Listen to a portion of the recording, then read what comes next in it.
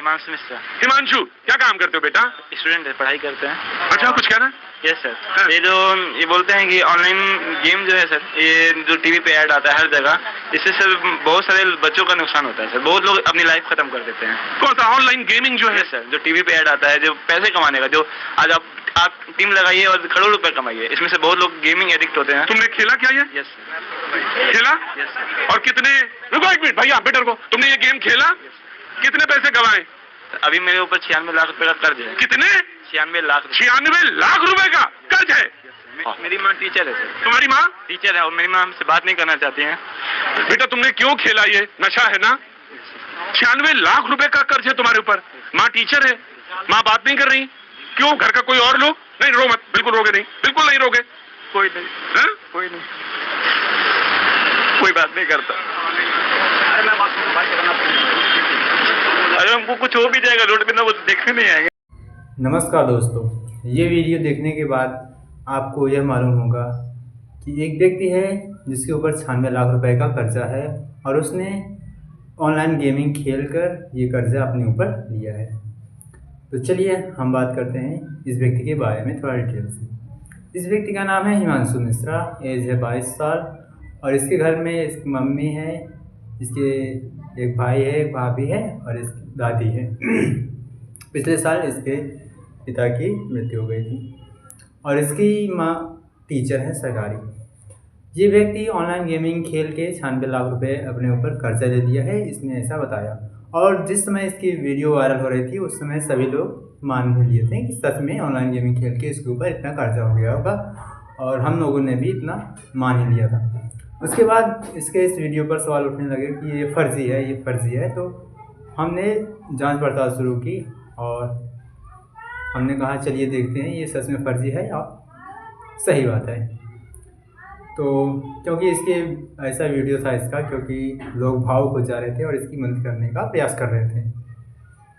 तो हमने जब मालूम किया तो एक कानपुर में एक व्यक्ति है जिनका नाम है अक्षय त्रिवेदी। इन्होंने कहा कि 1 महीने पहले ये हमारे पास एक पेन बेचते हुए आया था। एक पेन नहीं, काफ़ी पेन थे, वो बेचते हुए मेरे पास आया था। उसने कहा कि इससे आप खरीद लेंगे तो हमारी खाने की व्यवस्था हो जाएगी। तो उस व्यक्ति ने पेन खरीदा और इस व्यक्ति ने बताया, हिमांशु से बताया कि मेरे पास रहने के लिए और खाने के लिए कुछ नहीं है। तो अक्षय त्रिवेदी ने इसके खाने पीने की और रहने की व्यवस्था कराई। ये आप देख सकते हैं वीडियो में। जिसका नाम हिमांशु मिश्रा है, 6/8/2024 को काका 2 में ये हमको मिला था। रैन बसेरा में रह रहा था, मेरे से इसने बोला, और पेन बेचकर अपने जीवन यापन करता है। मोबाइल नंबर इसके पास था नहीं, बता रहा था मैंने मोबाइल भेज दिया और अपनी बुक्स परचेज करी हैं। काफ़ी दुखद इसने अपनी स्थिति बताई थी, जिसको सुनकर मैंने इसकी कुछ आर्थिक मदद करी।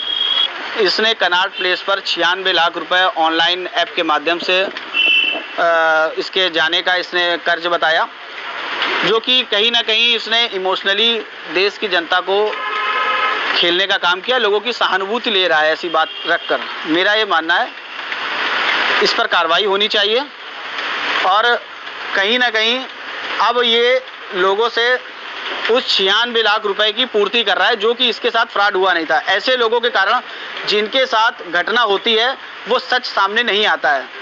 ये निराधार लोग हैं और इस पर कार्रवाई होनी चाहिए और इसकी पूरी जांच होनी चाहिए। यहाँ तक कि हिमांशु ने एक इंटरव्यू में बताया कि उन्होंने IIT JEE का एग्ज़ाम दिया था और उसमें उसने 98% स्कोर किया था। लेकिन बात कुछ और ही सामने आई जब कानपुर के एक व्यक्ति ने, जिनका नाम है महेंद्र विक्रम सिंह, उन्होंने कहा कि हिमांशु मेरे पास पेन बेचते हुए अगस्त के महीने में आया था और उसने कहा कि मैं पढ़ना चाहता हूँ, तो मैंने उसका एडमिशन एक कोचिंग में करवाया था। आप देख सकते हैं।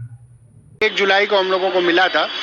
हमारे मित्र प्रशांत उमराव जी वरिष्ठ अधिवक्ता हैं सुप्रीम कोर्ट में, वो भी कानपुर आए हुए थे और उसी समय ये आया था कि भैया आप लोग कुछ पेन खरीद लेंगे तो मुझे खाने की व्यवस्था हो जाएगी, और नहीं तो मैं खाना नहीं खा पाऊँगा। मैं यहाँ कोचिंग करता हूँ और बैंकिंग और SSC की तैयारी कर रहा हूँ। तो हम लोगों ने इससे पूछा कि कैसे क्या कर रहा है, तो बताया कि मैं बिना किसी यहाँ सहायता के बिहार का रहने वाला हूँ, बिना किसी पारिवारिक सहायता के, और यहाँ पे कोई भी मेरा परिचित नहीं है। मैं अकेले यहाँ आया हूँ कोचिंग करने।